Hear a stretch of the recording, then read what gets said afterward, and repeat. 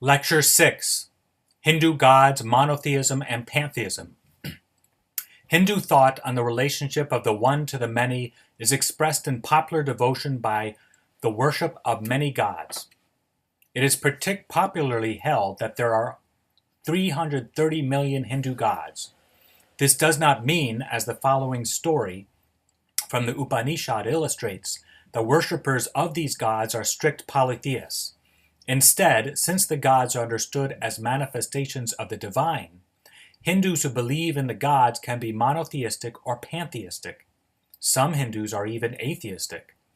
The type of god or types of gods a Hindu adheres to depends on the degree he accepts a dualistic understanding of reality, or a pluralistic view of reality, or a non-dualistic concept. If the latter, then even if the Hindu appears to be worshipping many gods, he is actually only worshipping one god, who is manifested in many different forms, including within the devotee himself, who also is God. And this is the excerpt from the Upanishad. How many Hindu gods are there? Then Vidagadya asked him, how many gods are there? He replied this, as many as are mentioned in the Nivid of the hymn of praise, 3 and 300, 3 and 3,000. Yes, he said, and asked again, how many gods are there really?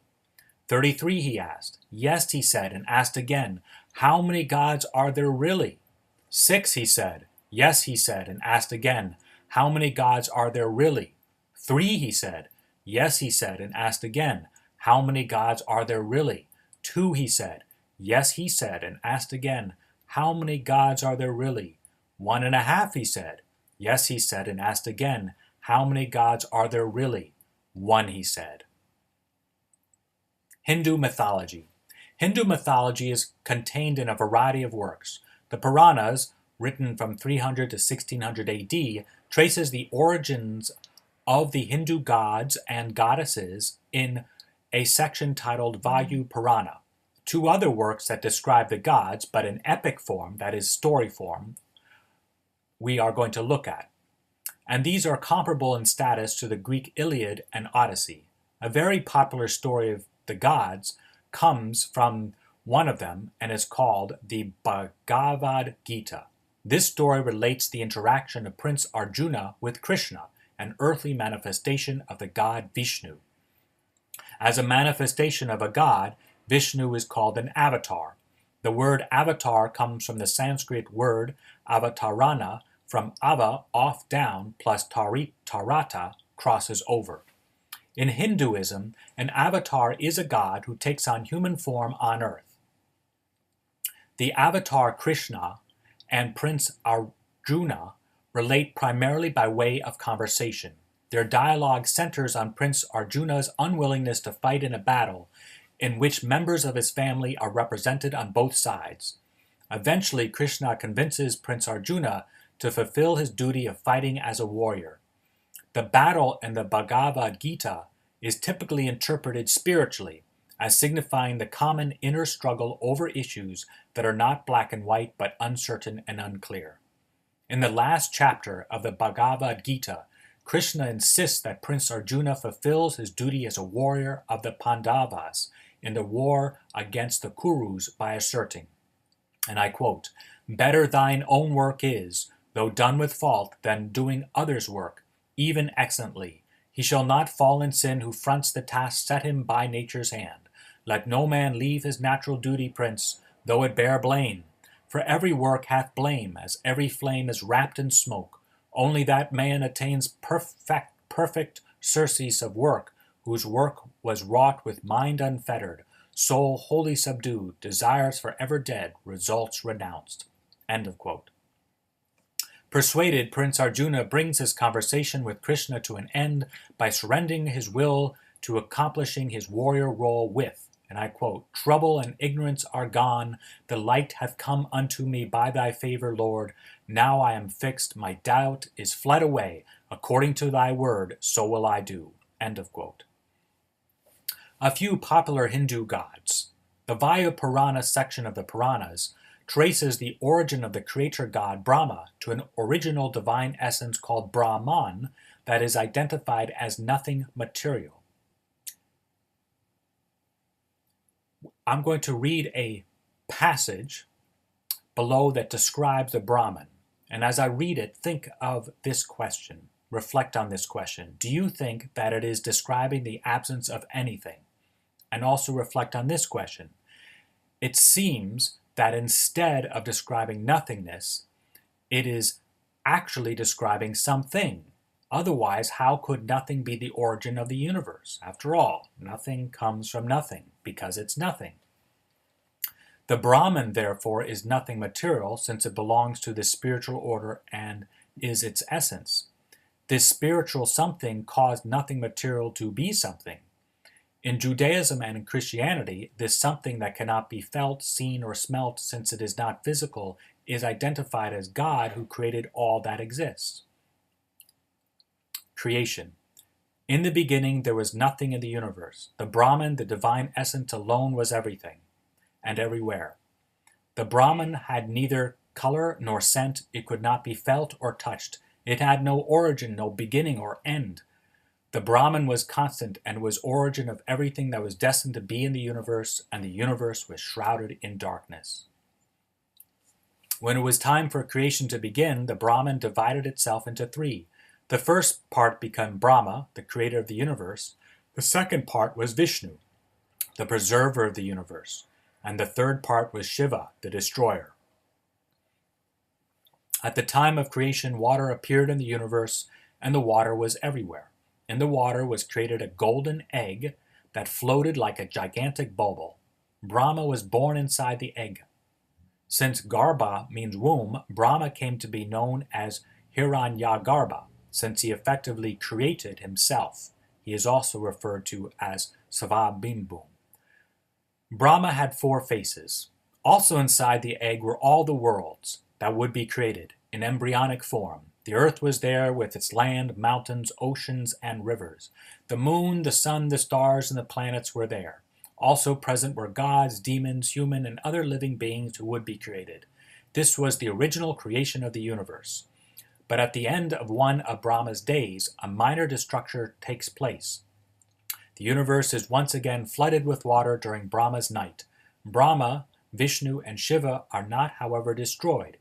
Each of Brahma's days is known as a kalpa, cycle. Thus, a minor destruction takes place at the end of every kalpa. When a new day dawns for Brahma, creation begins afresh. This periodical process of destruction and recreation is known as pratisarga. End of quote. And I apologize for my mispronunciation of some of the words. The passage above refers to the 3 principal gods that, along with Brahma, originated out of Brahman. The triad of gods is Brahma, the creator, Vishnu, the sustainer of life, and Shiva, the destroyer of life. Each one is married to a manifestation of Mahadevi. The Mahadevi is the great goddess. She is married to Brahma as the Devi Sarasvati, to Shiva as the Devi Sati, and Vishnu as the Devi Lakshmi. The most terrifying Devi is Kali, who also marries Shiva, the god of destruction. And in the transcript I provide a terrifying picture of Kali stomping on her husband Shiva. And notice that this action, in this case destructive action, is associated with the feminine, while the masculine principle represented by Shiva is associated with passivity. In Hinduism, the passive masculine principle is known as Siva, and the active creative power is called Sakti. As described by Wolf-Dieter Storl, Kali is, quote, bloodthirsty and cruel. She is time, Kala, that mercilessly devours everything that dared manifest itself in the world of existence. She absorbs all, destroys all. She is the sheerest evil for the ego, that sense of personal identity that longs to build itself a monument, give itself some hold, some sort of permanence. End of quote. Storl continues, though, by explaining the paradoxical devotion that Hindus have for Kali.